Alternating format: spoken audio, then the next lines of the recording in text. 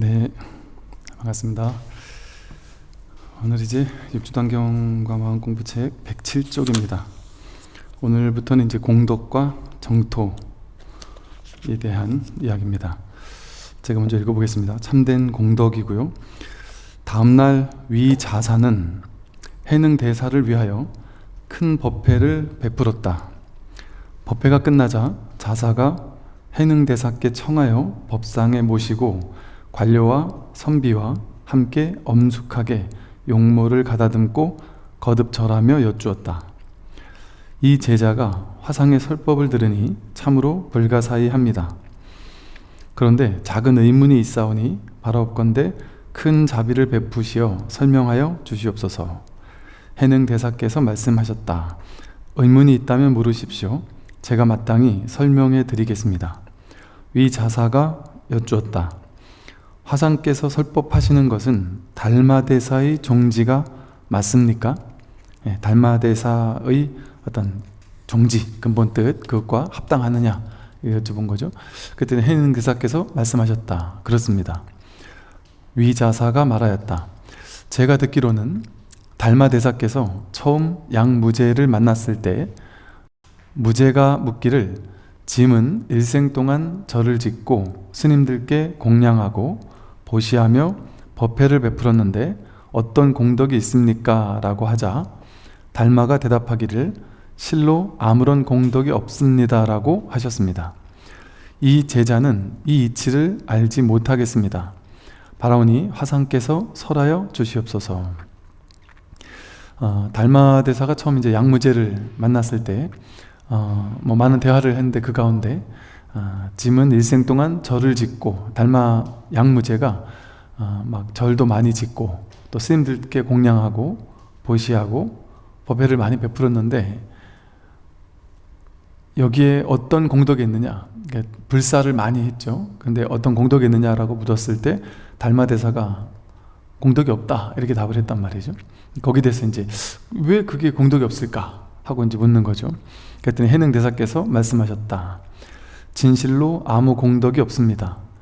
옛 성인의 말씀을 의심하지 마십시오. 무제는 마음이 바르지 못하여 정법을 알지 못한 것입니다. 절을 짓고 공양을 올리고 보시하며 법회를 여는 것을 가지고 복을 구한다고 하였지만 복 짓는 것을 참된 공덕이라고 여겨서는 안 됩니다. 공덕이란 곧 법신 가운데 있는 것이지 복을 닦는 데 있는 것이 아닙니다. 이렇게 답을 했어요.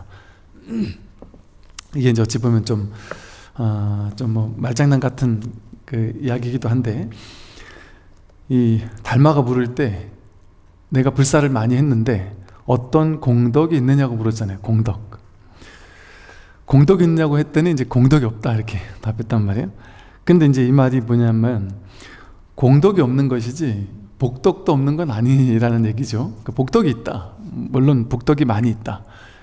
절을 짓고 보시하고 이렇게 했으니까 당연히 복덕은 있는 것이다. 그러나 그것은 복덕일 뿐이지 그게 참된 공덕이 되지 못한다라고 하면서 공덕과 복덕은 분명히 다르다라는 얘기를 하고 있는 거예요. 그래서 공덕은 이제 좀 법신의 관점에서 좀 본질적인 근원의 관점에서 공덕이라는 말을 쓰고, 진정한 공덕이 있다는 법을 깨달았느냐, 이 법의 관점에서 공덕이라고 말하고, 세간적인 관점, 이 세간적인 중생들의 관점에서는 이걸 공덕이라고 하지 않고 복덕이라고 한 거죠. 그러니까 이 세간에서 잘 보시하고 복덕 짓고 불사하고 한 것은 복덕은 있다. 그러나 공덕은 없다. 출세간의 공덕은 없다는 거죠. 세간적인 공덕은 있지만 그 소리를 얘기하는 거죠. 그래서 여기서 말하는 것처럼 절 짓고 공양하고 보시하고 법회를 여는 것을 가지고 복을 구한다고 하지만 복 짓는 것을 가지고 참된 공덕이라고 여겨서는 안 된다. 그건 복 짓는 거에 불과하지 그건 진짜 공덕이 아니다. 공덕은, 여기서 말하는 공덕은 뭐냐? 공덕은 법신 가운데 있는 것이다. 진리 가운데 있는 것이다. 깨달음 가운데 있는 게 진짜 공덕이다. 복을 닦는 데는 있지 않다. 그러니까 이런 거죠. 이제 지난밤 꿈을 꾸는데 꿈 깨는 게 목적인데, 꿈은 허망한 거니까 꿈을 깨는 게 목적이지, 꿈속에서 보시하고 절짓고 아무리 한들 꿈속에서 뭐 빌딩을 10개를 져서 보시하든 남들 막 수백 수천 명에게 먹을 걸 보시해 줬든 그 꿈 깨면 끝이잖아요. 그건 실제 있는 게 아니잖아요. 그러니까 그건 꿈속의 삶에서만 제한되어 있는 유한한 그런 어떤 그 작은 복덕밖에 되지 못한다. 그러니까 꿈 깨면 그건 다 허망한 물거품과도 같은 것이다. 그러니까 이게 진짜 공덕은, 그러니까 꿈 깨는 공덕이 진짜 공덕이다, 이렇게 얘기하는 거죠. 그래서 참된 공덕이란 곧 법신 가운데 있는 것이다, 복다는 데 있는 것이 아니다, 이렇게 얘기를 한 거죠. 해능대사께서 다시 말씀하셨다. 견성이 곧 공이고 평등이 곧 덕입니다. 깨닫는 게 공덕할 때 뭐가 공덕이냐? 견성하는 거, 자기 성품을 확인하는 거, 그게 공이다. 그게 공이고, 깨닫고 나면 일체가 하나잖아요. 둘이 아닌 하나로 평등해진단 말이죠. 그러니까 일체를 한 법으로 보니까, 둘이 아니게 보니까 일체를 평등하게 동체 대비심으로 본단 말이죠. 그게 바로 덕이다. 진짜 덕은 이 세간의 분별심을 가지고 내가 이 사람한테는 보시하면 도움될 만하다 싶으면 보시하고, 이 사람들한테는 도움될 것 같지 않다 하면 보시 안 하고, 그런 건 진짜 덕이 아니잖아요. 근데 견성에서 오는 덕은 특정한 사람에겐 잘해주고 덕을 베풀고 특정한 사람에겐 덕을 베풀지 않는다든지, 뭐 타종교인들이나 나쁜 놈들한테는 덕을 베풀지 않고 착하고 좋은 사람한테만 덕을 베푼다. 그건 세간의 복이죠. 세간의 복, 방편의 복. 그러나 이 출세간의 복은 그런 게 아니다. 일체를 딱 견성하고 나면 일체를 통으로 하나로 보니까 일체 중생을 똑같이 평등하게 대하는 덕이 저절로 나오는 거죠. 그래서 진정한 덕은 바로 그 동체 대비심이라는, 또 동체 대비심은 바로 견성, 자기 성품을 확인하는 깨달음에서 나온다. 그래서 견성이 바로 공이고 평등이 바로 덕이다, 이렇게 얘기를 했고, 또 순간순간 막힘없이 항상 본성의 진실하고 묘한 작용을 보는 것을 일러 공덕이라고 합니다. 순간순간 막힘없이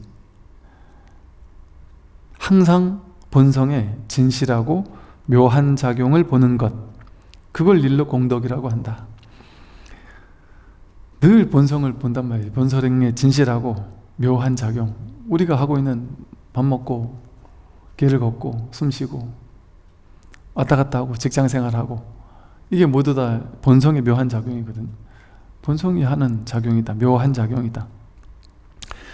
이 본성의 묘한 작용은 순간순간 막힘없다. 매 순간 어느 순간에도 본성은 뭐 막히거나 끊기거나 이어지거나 이런 게 아니니까 늘 일어나는 모든 것이 본성의 진실하고 묘한 작용이라서 이렇게 보는 것을 일러 공덕이라고 한다. 그러니까 깨닫는 게 공덕이다, 이 소리죠. 안으로 마음을 낮추어 겸손한 것이 공이요 밖으로 예를 행하는 것이 덕입니다. 안으로는 마음을 낮추어 겸손한, 그게 공이다. 나라는 아상을 내세우고 나다 너다 하는 그런 상을 내세우는 거는, 그래 되면 진정한 겸손이 나오지 않겠죠. 나라는 어떤 상을 가지니까. 그러니까 그거는 진정한 공이 아니다. 또 밖으로 예를 행하는 것이 덕이다. 뭐 저절로 일어나는 예지, 뭐 억지로 유의조작으로 일어나는 예가 아니란 말이죠. 여기도 이제 방편으로 안으로 이렇게 얘기하고 또 밖으로 이렇게 얘기하지만 이 공덕에는 안팎이 따로 없죠. 그러니까 저절로 이 성품을 확인하고 나면, 견성하고 나면 저절로 아상이 없으니까 겸손해지고, 또 저절로 예를 갖추게 된다. 그러니까 삶에 여기 아까 말한 진실하고 묘한 작용, 무슨 작용을 하더라도 그게 전부 다 예에 맞는 것이고 전부 다 계율을 어기지 않는 행동이 된다. 거기는 선악이라는 게 따로 있지 않고 예와 예 아닌 게 따로 있지 않아서 그래요. 자성이 마음법을 건립하는 것이 공이요 마음의 본체가 생각을 여인 것이 덕입니다. 자성이 마음법을 건립하는 것이 공이다. 보통 이제 공덕할 때 공하면 이제 저 사람 공을 많이 세웠느냐, 뭐 덕할 땐 덕을 많이 베풀었느냐 이런잖아요. 그런 이제 공덕이죠. 무엇이 진짜 공이냐? 자성이 마음법을 건립하는 것이 공이다. 자성이 만법을 건립했다. 이제 일체의심조 이 소리죠. 일체 모든 것은 뭐가 만들었냐? 자성이 만들었다. 이 모든 것이 이렇게 일어나고 사라지는 이 모든 것이 어디서 일어난 것이냐? 자성에서 일어난 것이다. 우리 꿈을 꿀 때 그 꿈속에 무수히 많은 것들이 있지만, 등장인물도 있고 산하 대지 자연이 있고 모든 그 꿈속에 모든 것들이 있지만, 그게 마음 하나가, 내 의식 하나가 그냥 일시에 그냥 착 펼쳐내는 게 바로 꿈이잖아요. 그렇듯이 마음 하나가 이 꿈의 세상 전체를 그냥 일시에 만들었고, 꿈에서 깨는 순간 그렇게 만들었던 세계 전체가 그냥 확 사라지잖아요. 그것과 똑같이 이 세상 모든 마음법을 무엇이 건립했느냐? 자성, 자기 마음, 본심, 본래 면목, 이 마음 하나가 이 세상 삼라만상 모든 것을 만든 것이다. 그게 바로 진짜 공 아니냐. 아무리 큰 공을 세운다 할지라도 이 세상을 이렇게 만들어낸 공에 미칠 수가 있겠어요? 이게 진짜 공이다. 그리고 마음의 본체가 생각을 여인 것이 덕이다.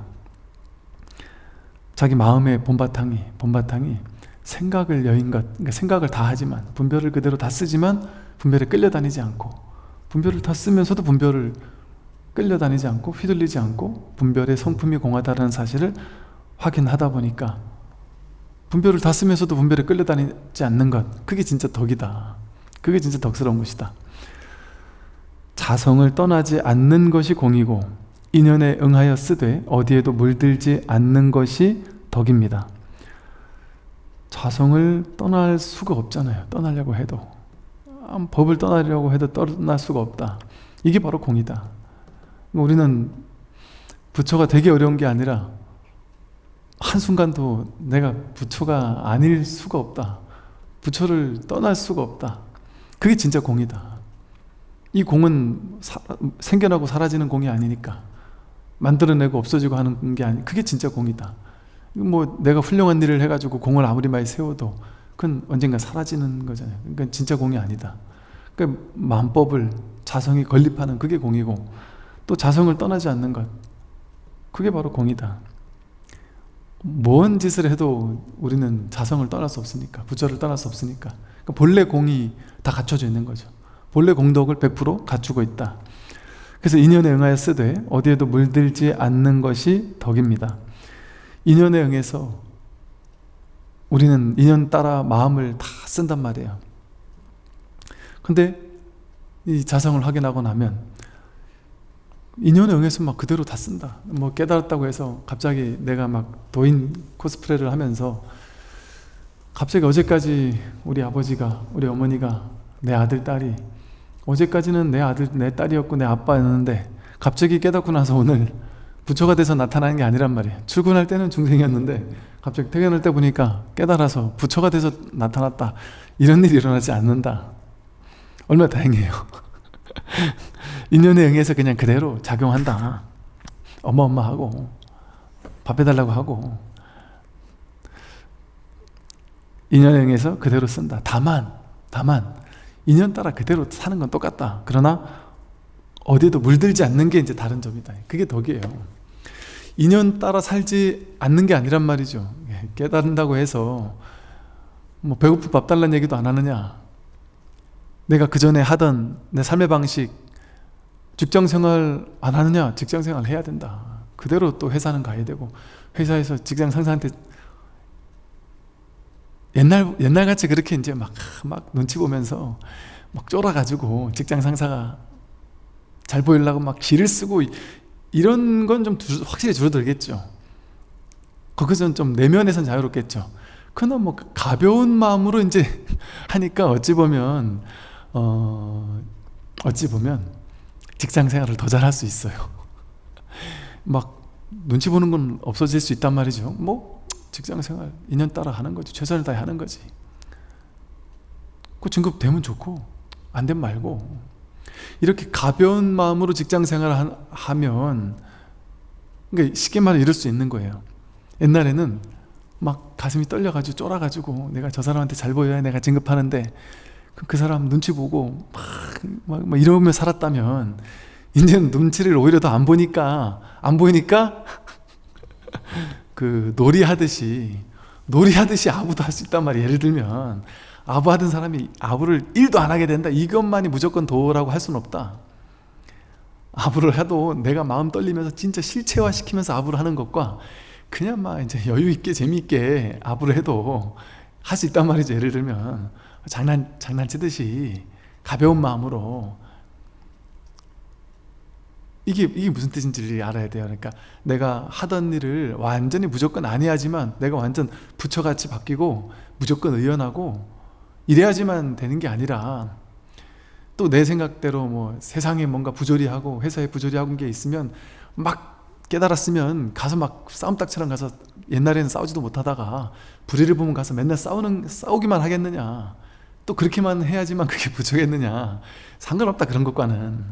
어떤 사람은 그전에는 전혀 그런 거 봐도 안 본 척하고 이렇게 비겁하게 있다가 내가 자유로워지니까 그냥 가서 따질 수도 있겠죠, 예를 들면.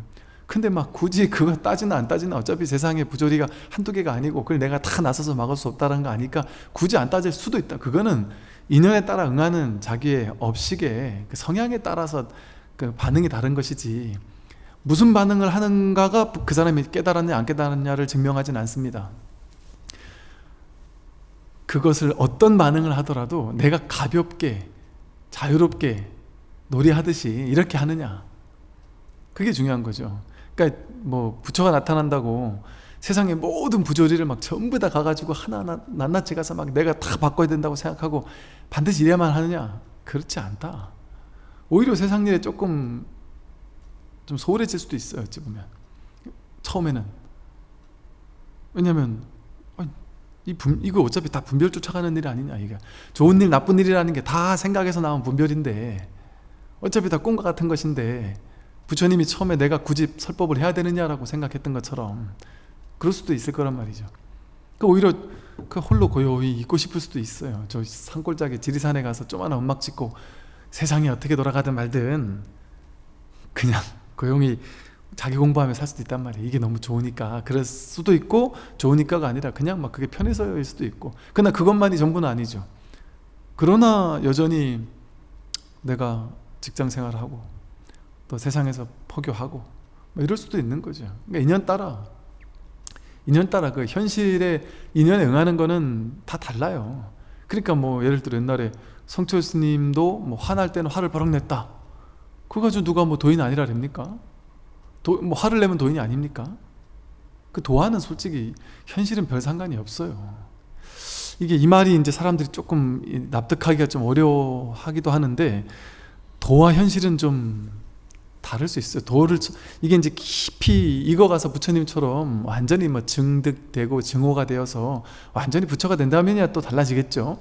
그런데 견성만 했다고 막 그 사람이 완전히 막 도인이 돼서 막 세상을 완전 초월하고 사느냐, 안 그럴 수도 있습니다. 그러니까 제가 법만 봐야 된다. 그 사람을 보지 말고 법만 봐라. 부처님도 뭐라 하셨어요? 자등명, 법등명 하라 그랬단 말이에요. 승등명 하라고 하지 않았어요. 스님을 믿고 스님을 따라가면 안 돼요. 사람을 쫓아가면 안 돼요. 사람은 법을 쫓아가야지. 그래서 법만 봐야지. 그러대요. 그제 어떤 노보살님들 두 분이 당신들 여기저기서 선방 다니고 하다가 이제는 여기서 정말 이 법만 보고 공부하겠다고 하면서, 우리 저 봉사하시는 분들이 조금 젊으신 분들이 많으신데, 뭐 젊어봐야 한 50대 뭐 이래 되셨는데 젊으신 분들이 많으신데, 노보살님들 입장에서 젊은 보살님들이잖아요. 근데 노보살님들이 이분들한테, 이 보살님들이 젊은 보살들이라 내가 좀 많이 한 입장에서 그냥 굳이 안 해도 될 말이지만 한마디 한다면, 스님이 좋아도 그렇고 나빠도 그렇고 그런 거 상관하지 말고 법만 봐라, 공부만 봐라, 이런 얘기를 하더라고요. 근데 저도 그런 얘기 가끔 하는 이유가, 이거 오해하면 안 되는 게 이분이 참된 스승인가 아닌가를 판가름해서 내가 이분 밑에 가 공부할 거냐 말 거냐, 그거 결정하기 전까지는 그 사람도 봐야죠. 이 사람이 진짜 훌륭한 사람인가, 법을 제대로 가르친 사람이 맞는가, 이 사람의 삶은 어떤가 다 봐야죠. 그러나 이제 내가 깨달아야 되겠다 하고 공부하겠다 맘먹으면 뭐랄까, 어찌 보면 조금 이기적일 수 있어야 돼요. 난 내 공부만 하겠다, 저 사람한테서 나는 저 사람 본만 보고 내가 배울 수 있는 걸 배우고, 그러고 난 떠나겠다 이래야 돼요. 어째 불교는 하산하는 중, 내 밑에, 불교는 옛날부터 그랬어요. 내 밑에 이렇게 막 내 문화생들 자꾸 만들고, 조직을 만들고, 뭔가 나를 추종하는 추종자들을 만들고, 이거는 법과 어긋나요. 이거는 올바르게 깨달은 스님들 누구도 그렇게 한 적이 없어요. 공부하고 그냥 떠나는 거예요. 친소관계를 만들지 않는단 말이에요. 어느 정도 공부됐다 하면은 떠나거라 한단 말이죠. 그러니까 이 뭐 개인적인 친소관계 이런 거를 가지고 만나는 거 하려면 제가 우리 절에 굳이 오지 마십시오 하고, 절에서 뭐 이것저것 뭐 그런 거 안 만드는 이유가, 그런 거 신경 쓸 때가 어디 있느냐 지금. 뭐 무슨 뭐 만들고 뭐 이 조직 만들고 저 조직 만들고 이 행사 만들고 저 행사 만들고, 그렇게 정신이 여기저기로 왔다 갔다 해가지고 어떻게 이게 일념이 돼서 발심을 해가지고 공부를 하겠나 하는 거죠. 근데 이제 자기가 내가 이분 밑에 공부를 하겠다 한다면, 내가 이 법만 보고 공부해야 되겠다라고 하는 이유는 뭐냐면,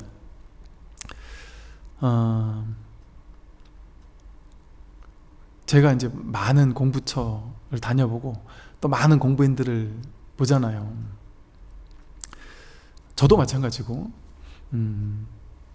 저도 모르겠어요. 저도 옛날엔 자신 있었거든요. 저는 나는 어떻게 공부한 사람들이 저럴 수 있지?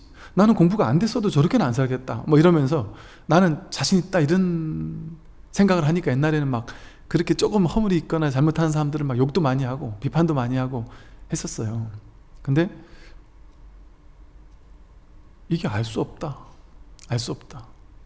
사람 일은 또 알 수 없다 이런 생각이 들더라고요.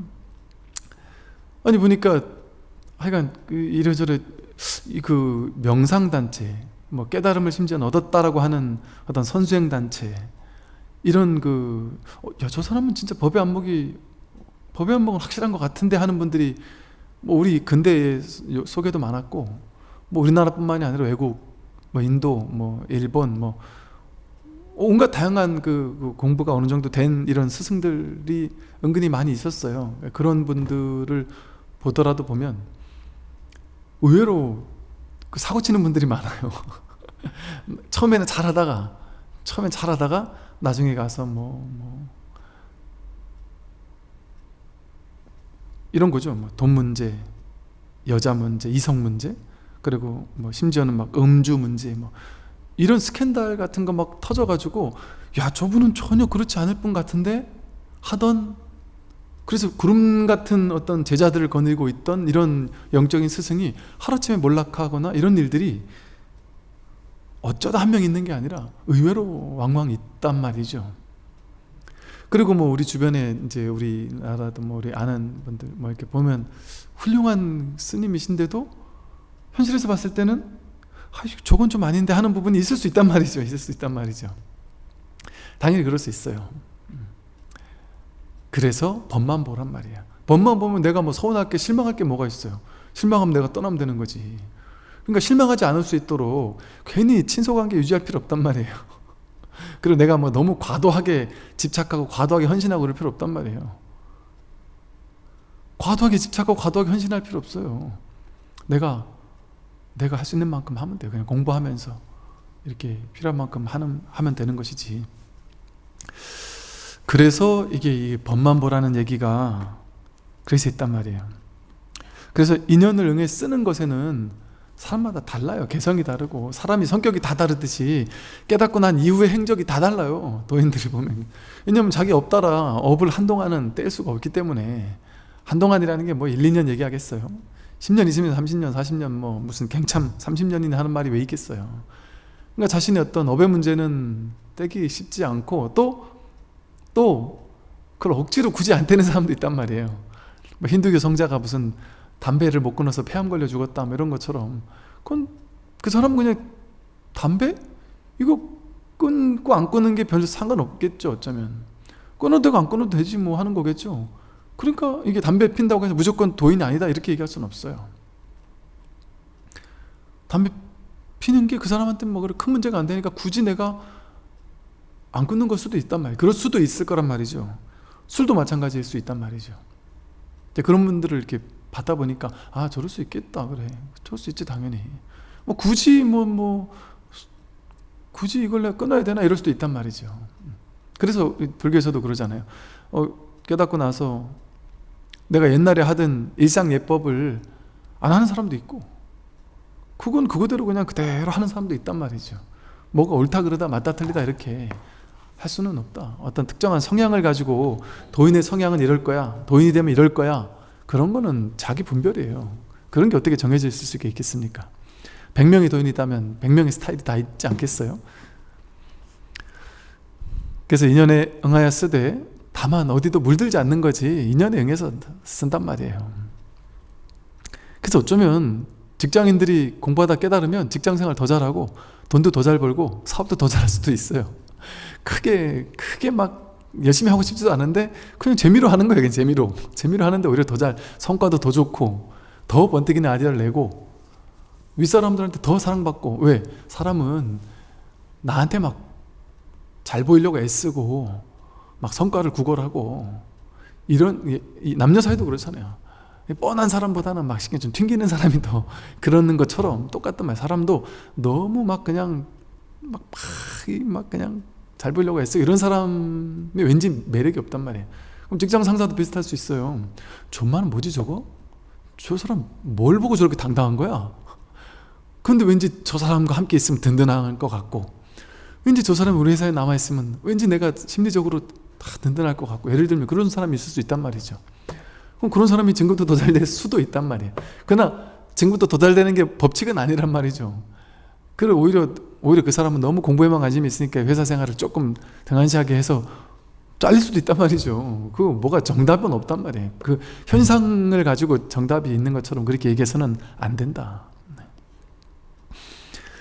만약 공덕에 법신을 찾아서 다만 이것에만 의지하여 행한다면 곧 참된 공덕입니다. 공덕의 법신을 찾아서, 이렇게 법신 그 자체가 공덕이란 말이죠. 그러니까 공덕 그 자체인 그 법신을 찾아서 다만 이 법신에만 의지해서 행한다면 곧 이것이 바로 참된 공덕이다. 이 법신에만 응해서 행한다. 이 법신에만 의지해서 행한다. 이 법신을 확인한다 할지라도 하루 종일 법에 의지해서 행하지 못해요. 분별한단 말이에요. 계속해서. 일상생활에서는 일상생활의 용어를 가지고, 일상생활의 말을 가지고, 분별을 가지고 대화하고 다 하잖아요. 그럼 일상생활에서는 훅 끌려간단 말이에요. 거기에. 그러나 딱 돌아올 자리가 확보됐단 말이죠. 돌아올 자리가. 그러니까 한번 휘청거리다가도 딱 돌아올 자리가 확보돼서 여기서 안심한단 말이에요. 안심한 이 자리가 확보돼 있다라는 그 차이. 그러니까 휘청거리지 않는 게 아니라 휘청거리더라도 금방 딱 돌아올 자리가 확보된 그런 거란 말이죠. 그러니까 이렇게 이 법의 자리에 의지해서 행한다면 곧 참된 공덕이다. 그러니까 우리 이제 이러잖아요. 일반 세상 사람들은 막 살다가 힘든 일이 생겨요. 남들한테 욕을 먹고 막 괴로운 일이 생겼어요. 그러면 한 3일, 4일, 5일 막 풀이 죽어가지고 자존감이 뚝 떨어져가지고 자존감이 바닥을 치면서 우울해지고, 혼자 있으면 막 우울해지고, 어떤 분은 아침에 눈만 뜨면 곧장 우울한 생각이 막 나를 지배한대요. 하루 종일 막 강박처럼 내 미래가 막 힘들 것 같고, 오늘 하루가 막 힘들 것 같고, 남들이 나를 무시할 것 같고 욕할 것 같고, 뭔가 자꾸 막 불안한 게 나도 모르게 자꾸 내 생각을 지배한대요. 눈만 뜨면 그럼 불안하대요. 불안장애, 막 강박장애. 그 생각에 끌려간단 말이에요. 그게 진짜라고 여겨서 그 생각에 계속 끌려다니는 거예요. 근데 이제 불안장애가 있는 사람은 그게 좀 길게 가는 거겠죠. 그 생각을 믿어가지고 그게 길게 끌려가는 거예요. 거기에. 그리고 돌아올 자리가 확보되지 않으니까 어디로 돌아야 될지를 모르는 거예요. 그냥 계속 끌려다니는 거예요. 여기 끌려다니다가 저기 끌려다니다가, 여기 집착하다 저기 집착하다, 이 생각에 끌려다니고 저 생각에 끌려다니고, 여기에 사로잡히고 저기 사로잡히면서 계속 여기저기 사로잡히면서 계속 한 생을 떠돌아 다니는 거예요. 그런데 이제 이 자리가 확보되고 나면, 근데 이제 일반 중생도 마찬가지로 건강한 멀쩡한 사람도 마찬가지죠. 건강한 사람도 어떠냐면 갑자기 누구한테 욕먹고 자존감이 뚝 떨어지면 한 3일, 4일, 5일, 일주일, 어떤 사람 한 달 막 침체가 돼 있어요. 모임에 가기도 싫고 막 침체가 돼 있어요. 근데 조금 건강한 사람은 그러다가도 법문 듣다가, 아니면 심지어 어떤 사람은 이래요. 자신은 어떤 말을 듣고 너무 자신이 막 힘들어서 너무 초라하고 비참하고 막 너무 괴로워서 세상 나가기도 싫고 모든 게 다 하기 싫고 막 부정적인 생각이 막 들다가 한 일주일 그렇게 생각이 막 들고 있던 어느 날 휴게소에 화장실에 갔는데 앞에 이렇게 써 있는 글귀, 그 글귀 하나를 딱 읽고 막 쨍 하면서, 야, 내가 진짜 아무것도 아닌 생각 하나에 내가 휘둘려가지고 일주일 동안 뭐 하는 짓이냐, 툭 털어버리게 됐다는 얘기를 하더라고요. 그렇게 이제 뭔가 좀 좋은 말씀이나 이런 것들을 통해서 또 이렇게 돌아오기도 한단 말이죠. 근데 그래 봐야 잠깐 정신 차린 거지, 이 내가 딱 근원에서 내가 딱 돌아올 자리가 확보되지 않게 되면 그런 걸 찾아서 또 떠돌아다니는 거예요. 또 그러다가 또 좋은 말 들으면 막 좋아가지고 또 신이 나서 붕붕 떠가지고 다니다가, 또 괴로운 말 들으면 또 거기 또 침체돼서 떠다니다가, 그러니까 사람이 칭찬에 목마르고 구걸하고 비난은 도망치려고 하고, 그게 취사간택이잖아요. 그렇게 취사간택하는 삶을 떠돌아서 여기저기 떠돌아다니느라고 한 생을 허비한단 말이죠. 그러다가 이제 이 법문을 만나서 법문을 딱 듣게 되면, 야, 여기 뭔가가 있구나. 그건 자기가 몰라요. 판단을 못해요. 왜냐하면 법문 들어도 뭔 얘기인지 모르는데 어떻게 판단이 되겠어요. 근데 그냥 자기 근원이, 자기 가슴이, 그래서 이게 어떻게 깨닫느냐, 무엇이 깨닫느냐 이렇게 묻는단 말이에요. 그랬더니 자기 안에 있는 본성을 확인할 수 있는, 그럼 뭐라더라, 그 심지, 그 용어가 있는데 지금 잠깐 까먹었는데, 자기 마음에, 이 마음이 본래 부처다 보니까 본래 부처 자기가 자기를 확인할 수 있는 그 마음이 누구에게나 있다. 그러니까 그 자기가 자기를 보고 자기가 자기를 확인하는 거다. 그러니 이게 나의 근원이란 말이에요. 그러니까 이 본문을 들으면 나도 모르게 끌리는 뭔가가 있는 사람이 있단 말이에요. 그 사람은 분별에 끌려다니지만 한켠에서는 이 분별의 세계에 뭔가 지치고 힘들고, 이거밖에 없을까 세상에? 이 분별을 따라가는 거 그거밖에 없을까 세상? 혹은 이 분별 때문에 너무 큰 괴로움에 막 그냥 한 방 맞아가지고 나가 떨어져서 그 괴로움 속에 막 한없이 괴로워하던 이런 사람들, 그런 사람들이 뭔가 이 괴로움 없는 삶, 그거를 뭔가 이렇게 그리워한단 말이에요. 그러다가 이런 법문을 듣고 나면 나도 모르게 끌리는 이유는 뭐냐 하면, 자기가 자기의 근원을 그리워하는 거예요. 여기 뭔가가 있구나 하는 마음을 듣고, 그러고서는 이제 법문을 듣다가 보면 무조건 꼭 이래야 되는 건 아니에요. 무조건 꼭 이래야 되는 건 아니다. 근데 어떤 분들은 이 법문을 듣다가 너무 답답해서, 너무 이걸 알고 싶은데 내가 몇 달을 들어도 모르겠다 하니까 너무 답답해서 막 눈물이 막 펑펑 쏟아지는데, 나중에 생각해 보니까 그 눈물은 평소에 내가 흘리던 그런 어떤 얇은 눈물이 아니었다. 뭔지 모르게 깊은 곳에서 우러난 눈물이었다. 이렇게 얘기하는 분들도 있단 말이죠. 물론 반드시 그래야만 된다 이런 건 또 아니지만, 그만큼 간절하다는 얘기잖아요. 그죠? 근데 또 이렇게 또 엄청나게 간절하다가 확인하는 사람도 있지만, 이렇게까지 간절한 거 아니지만 나도 모르게 왠지 모르게 막 눈물 나는 건 난 하나도 없었다. 그런데 이상하게 자꾸 이 법문을 자꾸 듣고 싶다. 출근할 때, 퇴근할 때, 뭘 하든지 자꾸 이걸 놓칠 수가 없다. 밥 먹을 때도 내가 점심시간 좀 잠깐 빼가지고 한 10분이라도 듣고 싶고, 내가 힘들 때 그래도 여기라도 내가 자꾸 듣고, 왠지 모르게 자꾸 듣고 싶다. 이것도 화두가 들린 거란 말이죠. 그러다가 이제 문득 돌이키는 거예요. 그냥 계속 뭘까 이걸까 저걸까 계속 이러다가, 이걸까 저걸까 저건가 하고 바깥을 향해서 계속 찾다가 찾는 이놈이구나. 찾는 이거였단 말이야. 이 단순한 거, 이 회광반조하는 딱 그 전환의 순간이 있단 말이에요. 전의라는 표현을 쓰기도 하는 이런 전환의 순간 탁 확인하고 나면, 이 아무것도 아닌 이거였구나. 그러면서 이제 긴가민가 한단 말이에요. 이거 아무것도 아닌 이거란 말이야? 너무 허탈하고. 그러고 나서도 계속해서 한동안 허탈하면서 또 찾을 수 있어요. 찾고 나서 또 찾는다니까요. 이럴 리가 없다. 이거일 리가 없다. 이 아무것도 아닌 이거 말이 되냐 지금. 이거일 리가 없다. 그리고 또 하나, 이걸 내가 확인했는데도 왜 나는 부처가 안 되지? 나는 깨달음은 어마어마한 거라고 들었는데, 뭐 완전 세상이 뒤바뀌고 막 엄청난 거라고 들었는데 나는 왜 똑같지? 이렇게 생각한단 말이에요. 그러니까 이거일 리가 없다 하고 다시 찾는단 말이에요. 그럴 수 있습니다.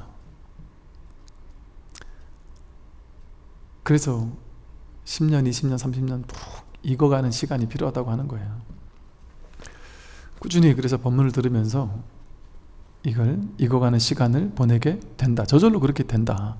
그때부터는 막 억지로 내가 공부하려고 막 기를 쓰고 애를 쓰고 그러지 않더라도 말 그대로 무의법으로서 저절로 공부가 되어가는 시간들을 보내게 된다. 이처럼 공덕의 법신을 찾아서 확인해서 다만 이것에만 의지해서 행한다면 이게 바로 참된 공덕이다. 이게 진짜 참된 공덕이에요. 진짜 내가 진짜 의지처라고 해도 근데 이게 애매한 게, 의지처라고는 하지만 불법성 삼보, 그게 이제 삼계의 내가 돌아가 의지할 자리라잖아요. 이렇게 한편으로는 돌아가 의지할 자리라고 얘기를 하면서도 불교는 무주법이라 그래요. 어디도 머물 데가 없다. 불법성 삼보가 의지처인데 의지할 곳이 없다라고 얘기한단 말이에요. 의지처라고 해서 거기 딱 머무를 자리 이런 게 따로 또 있다 이렇게 얘기할 수가 없어요. 그러니까 왜 의지처라고도 하면서 무주법, 어디에도 머물 데가 없다, 의지할 곳조차 없다라고 하는 그 이유를 알게 돼요. 의지처를 딱 내세워버리면 그건 아니거든요. 그건 모양이거든요. 그래서 참 이거라고 하지만서도 이거라고 할 만한 뭔가가 따로 없으니까, 한 물건도 없으니까 그걸 의지처라고 할 수도 없다. 그러나 이 자리가 확보되고 나면 이게 바로 진짜 참된 공덕이다. 왜냐면 아무리 왔다 갔다 해도 돌아올 자리가 탁 확보되니까. 만약 공덕을 닦는 사람이라면 마음이 경솔하지 않고 항상 두루 공경하는 마음을 실천할 것입니다. 이러한 진정한 공덕을 닦게 되면 마음이 막 경솔하지 않고 막 호들갑 떨지도 않고 여기에 막 휙 가가지고 사로잡히고 저기 가서 사로잡히고 이거 집착하고 저거 집착하고 이 말에 끌려다니고 저 말에 끌려다니고, 그게 경솔한 거예요. 항상 두루 공경하는 마음을 실천할 것입니다. 항상 두루 공경하는 마음을 실천하죠. 누구를 공경하겠어요? 일체 중생을 공경하죠. 법을 공경하는 게 일체 중생을 공경하는 거고 삶 전체를 공경하는 거예요. 세상 전체가 다 나 아님이 없으니까. 그러니까 이러겠죠. 이제 옛날 같으면 이런단 말이야. 이제 세상 사람들이 다 잘못되는데 나는 잘 돼. IMF가 터져서 사람들 다 망하는데 나는 괜찮아. 그럼 왠지 모르게 좋단 말이에요. 상대적인 우월감 같은. 남들 다 안 되는데 난 이만큼 되니까 그래도 나는 괜찮네. 이런 거에 위안을 삼고 산단 말이에요. 근데 이게 여기 말하듯이 두루 공경하는 마음을 실천한다 하는 게, 이제는 세상이 이렇게 힘들어지고 이렇게 코로나가 와서 세상이 힘들어지고 세상 사람들이 다 힘들어지는데 그걸 보면은 뭐랄까, 이 또 내일 같다라고 얘기를 하면 그런 또 뭔가가 있나 보다. 이게 저 사람을 딱 보면서 저 사람이 나갔구나. 이래야 되진 않아요. 이걸 보면서 이게 나구나 이렇게 막 느끼거나 이러는 건 또 아니란 말이죠. 이 법의 자리가 불이법이라는 거지, 진짜 현실적으로 이게 나랑 둘이 아니게 이렇게 맨날 쳐다봐진다든지 막 그러는 걸 불이법이라고 하진 않는다. 그러나 어떤 한 측면에서는 정말 저들이 잘 되는 게 내가 잘 되는 거랄까, 말로 막 굳이 표현을 한다면 그들의 행복, 성공 이런 것들 진심으로 축원해 준달까, 진심으로 정말 모두가. 그러니까 세상 사람들이 힘들어지고 사람들이 이럴 때 막 공황장애니 불안장애니 이런 게 많아지면 이게 남들 같지가 않은 거예요. 그래서 이 공덕을 닦는 사람은 마음이 경솔해서 이리저리 날뛰지 않는단 말이에요. 좋은 거 있으면 막 붙잡고 싫은 거 있으면 밀쳐내고 이거 호들갑 떨면서 왔다 갔다 하는 게 경솔한 거죠. 그리고 두루 공경하는 마음, 일체 중생을 두루 한바탕으로 보니까 동체 대비심으로써 일체 모든 것을 공경하게 돼요. 공경스럽게 바라본다. 마음으로 항상 남을 업신 여기고 나를 내세우는 마음이 지속된다면 스스로 공이 없는 것이며, 자기 성품을 진실하지 않고 허망하다고 여기면 스스로 덕이 없는 것입니다.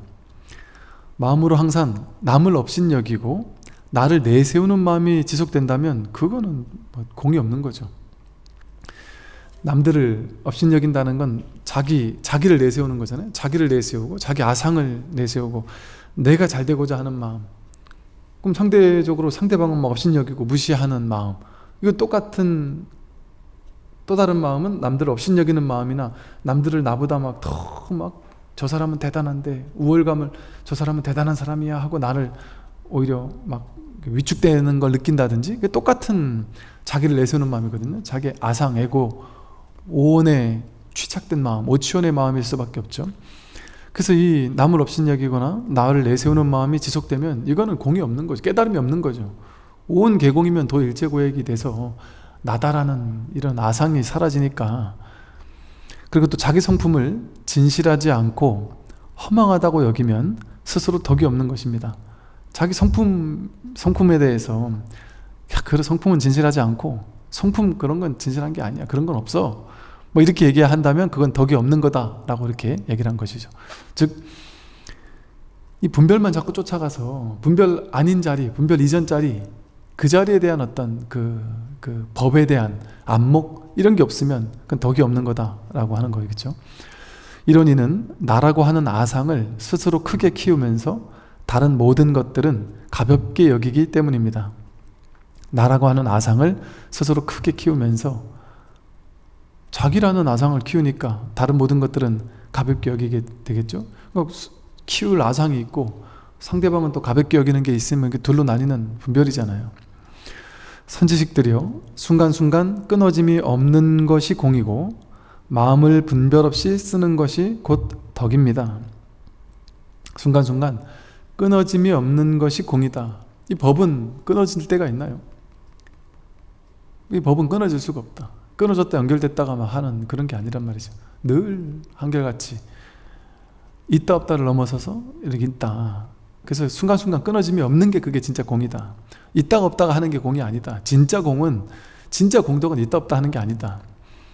마음을 분별 없이 쓰는 것이 곧 덕입니다. 진짜 덕은 분별해가지고 좋은 거는 더 취하고 싫은 건 버릴 줄 아는 능력은 그 세간의 복덕 같은 거고, 진짜 공덕, 진짜 덕은 분별 없이 마음을 쓰는 거, 그게 바로 덕이다. 스스로 자성을 닦는 것이 공이고 스스로 자신을 닦는 것이 덕입니다. 자성을 닦는 거, 그게 공이란 말이야. 근데 자신을 닦으면 그게 덕이다. 이건 또 이제 공을 조금 더 높은 자리에 놓는 것 같은 느낌이기도 하죠. 근데 스스로 자성을 확인하는 그게 공이란 말이에요. 진짜 공이다. 근데 자성만 확인한다고 끝나는 게 아니라 자성이 현실화되는 거, 그걸 덕이라고 할 수 있겠죠. 그러니까 아까 말한 것처럼 공은 있지만 덕이 없는 사람이 있을 수 있단 말이에요.